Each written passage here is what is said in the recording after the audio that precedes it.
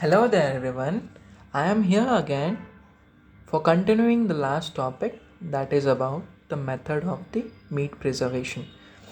Our next product in the obtained from drying of the meat is intermediate moisture meat. As I said to you earlier itself, the intermediate moisture meat will be having the moisture of 15 to 50%, and the water activity will also be a little greater than that of the dried meat, that is 0.60 to 0.80. Okay, now here what all things you have to remember is the examples of the intermediate moisture meat. It is very much important and recently much asked in the multiple choice questions. It is semi dry and the fermented sausages are the perfect example of the intermediate moisture meat. Now in the intermediate moisture meat there is a lower water activity. Now how the lower water activity in such intermediate moisture meat is achieved is by withdrawal of the water by desorption, adsorption, and by addition of the permissible additives, for example salt and the sugar.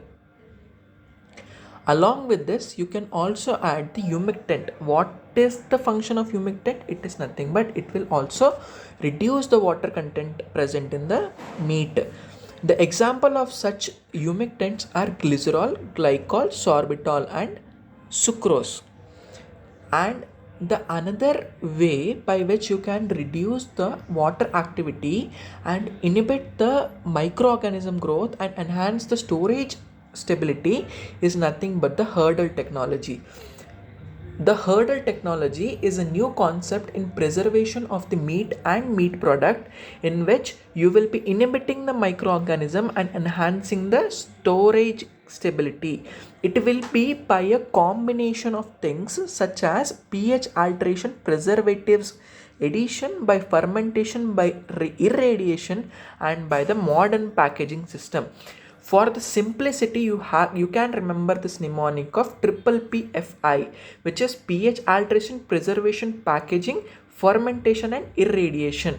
However, all these things, all the hurdle technology are used in a combination of the two or three, never used all of them integratedly.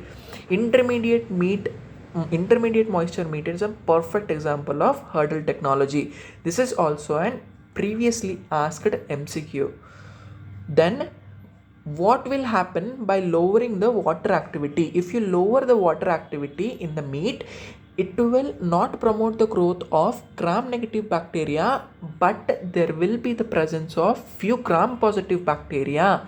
For example, cocci, that can be staphylococci, streptococci, etc.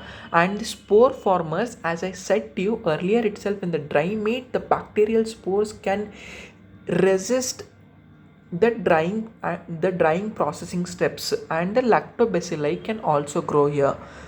And during the storage itself, I said you about the mold growth, oxidative rancidity if the meat is rich in fat, and the Maillard reaction can occur if the meat it is rich in the reducing sugars. So this was a brief information about the intermediate moisture meat.